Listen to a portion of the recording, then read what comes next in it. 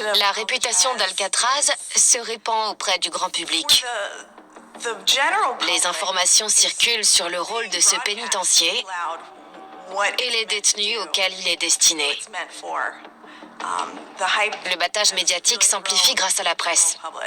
Au début, les prisonniers incarcérés dans d'autres établissements fédéraux des États-Unis ne réalisent pas vraiment l'ampleur du phénomène,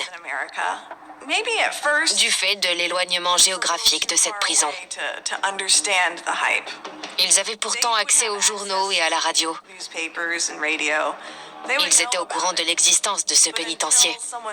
Mais ce n'est que lorsqu'un détenu en ressort après y avoir purgé sa peine et livre son témoignage que tout cela devient un peu plus réel. Pour couronner le tout, l'un des gardiens du pénitencier américain de Leavenworth, dès 1937 il me semble, avait une photo d'Alcatraz dans son bureau. Le bureau dans lequel il recevait les détenus pour leur parler des actions disciplinaires. La photo située derrière le gardien était une mise en garde permettant de rappeler aux détenus ce qui risquait de leur arriver s'ils ne respectaient pas les règles. Je pense que la véritable torture était plus psychologique que physique. Ils obéissaient à une routine implacable. Chaque jour, ils se levaient à la même heure. On comptait les prisonniers 13 fois par jour à Alcatraz.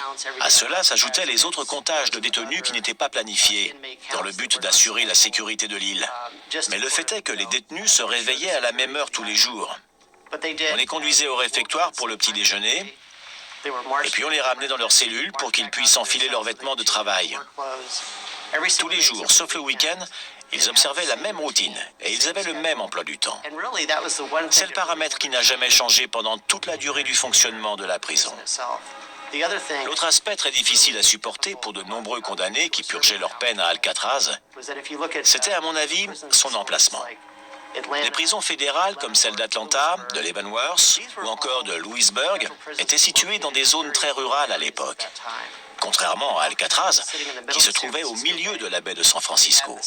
De l'île, on apercevait la ville, les sons et même parfois les odeurs. Certains détenus ont raconté que si le vent était favorable, ils parvenaient à sentir le chocolat en provenance de Ghirardelli Square. Et ça, c'était une véritable torture. Il ne faut pas oublier qu'il s'agissait d'une ville très animée, alors que les autres prisons étaient dans des endroits isolés, à l'écart de la civilisation. En revanche, à Alcatraz, si vous vous trouviez dans une cellule située à l'un des étages supérieurs, vous pouviez voir les lumières de la ville, entendre les sirènes, les voitures, le tumulte de la cité. Et à mon sens, c'était l'une des véritables tortures d'Alcatraz. Alcatraz a servi de prison fédérale. Cet établissement pénitentiaire était en quelque sorte un panthéon carcéral. C'est un aspect qui m'a toujours intrigué. On raconte qu'à Alcatraz, les prisonniers avaient droit à 4 choses: des repas, des vêtements, un abri et des soins médicaux. Et c'est tout. Il faisait froid, l'endroit était triste, la vie monotone. Jusque dans les années 1950, il était interdit de parler entre détenus. L'eau chaude n'a été austère. La vie à Alcatraz était rude. Les criminels n'avaient pas la liberté d'action qu'ils auraient pu trouver dans les autres prisons.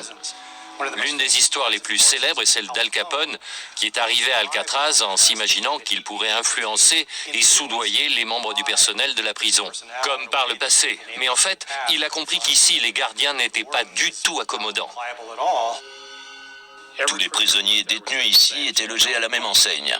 Al Capone travaillait à la blanchisserie. Il s'occupait de la lessive au sein de la prison. Il ne bénéficiait pas du confort matériel qui lui était autrefois coutumier. Mais en 1962, tous ces célèbres gangsters et meurtriers